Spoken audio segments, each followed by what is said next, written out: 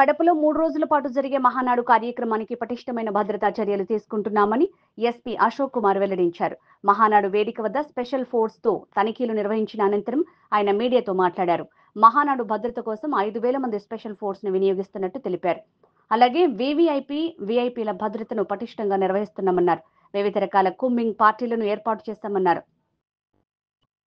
మహానాడు ప్రాంగణం వద్దకు రావడానికి ఎలాంటి ఆటంకాలు జరగకుండా ప్రత్యేక ట్రాఫిక్ విభాగం పనిచేస్తుందని వివరించారు. 2027 నుంచి జరగబోయేటటువంటి మహానాడు 3 రోజుల కార్యక్రమం జరుగుతుంది. దానికోసం పోలీసు పరంగా అన్ని రకాల భద్రతా ఏర్పాట్లు చేసుకోవడం జరిగింది. దాదాపు 5,000 మంది ఫోర్స్తో బందోబస్తుని డిప్లాయ్ చేయడం జరిగింది. దాంట్లో భాగంగా వీవీఐపీ భద్రత దృష్ట్యా అనేక చర్యలు తీసుకోవడం జరుగుతూ దాంట్లో భాగంగా ఏరియా డామినేషన్ పార్టీలను, కూంబింగ్ పార్టీలని డిప్లాయ్ చేయడం జరిగింది.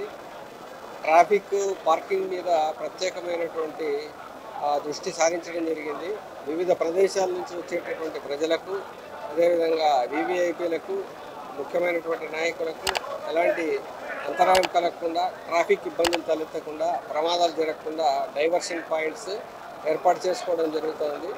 అదేవిధంగా ఈ మొత్తం బందోబస్తుని మానిటర్ చేయడం కోసం కమాండ్ కంట్రోల్ని ఏర్పాటు చేసుకుని 150 సీసీ కెమెరాలతో పార్కింగ్ ప్లేసుల్లో, ట్రాఫిక్ ఏరియాల్లో, పబ్లిక్ మీటింగ్ ఏరియాల్లో నిఘా ఉంచడం జరుగుతుంది. అత్యాధునికమైనటువంటి 10 డ్రోన్స్ను ఉపయోగించి ఈ యొక్క ట్రాఫిక్ రెగ్యులేషన్ కోసము మానిటర్ చేస్తూ ఉన్నాము.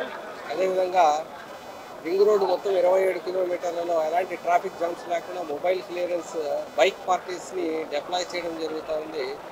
డిఫరెంట్ డిపార్ట్మెంట్స్తో కోఆర్డినేట్ చేసుకుంటూ ఎవరికైనా ఏదైనా ఆరోగ్య సమస్యలు వచ్చినా ఇబ్బందులు లేకుండా గ్రీన్ ఛానల్ ద్వారా హాస్పిటల్స్కి తీసుకుని వెళ్ళడం కోసం కలెక్టర్ గారితో డిస్కస్ చేసి అంబులెన్స్లు, ఆ తర్వాత గవర్నమెంట్ హాస్పిటల్లో డాక్టర్స్ని కూడా రెడీగా పెట్టుకోవడం జరిగింది, ఎవరికి ప్రజలకు ఇబ్బంది లేకుండా.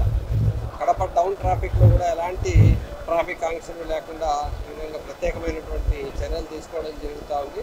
కాబట్టి ముఖ్యమైనటువంటి ప్రాంతాల్లో మనకు dining area, traffic, parking, public meeting, ఈ 4 ఏరియాలు మనకు ప్రెజర్ పాయింట్స్. వీటి మీదనే మనం ముఖ్యమైనటువంటి ఫోకస్ పెట్టి బందోబస్తుని డిప్లాయ్ చేయడం జరుగుతూ ఉంది. ఈ 4 రోజులు సీఎం గారు ఇక్కడ ఉండేటటువంటి పరిస్థితి ఉంది కాబట్టి చాలా అలర్ట్గా బందోబస్తు ప్రోగ్రామ్ని ప్రాపర్గా డిజైన్ చేయడం జరిగింది.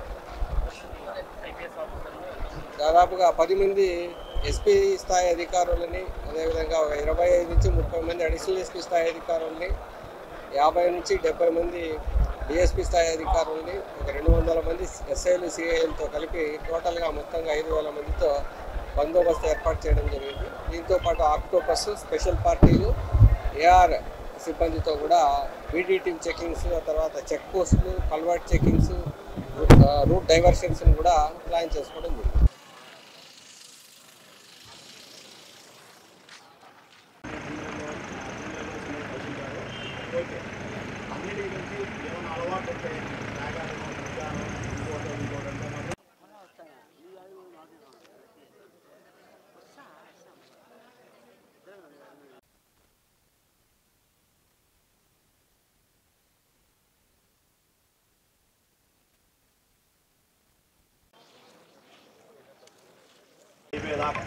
అదేవిధంగా 30వ తారీఖు తర్వాత మళ్ళీ మీ జిల్లాలకు వెళ్ళిన తర్వాత మీ ఇష్టం.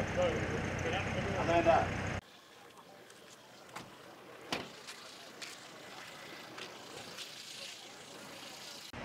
నీట్గా చెక్ చేస్తూ ఉండాలా. ఏ చిన్న ఇన్ఫర్మేషన్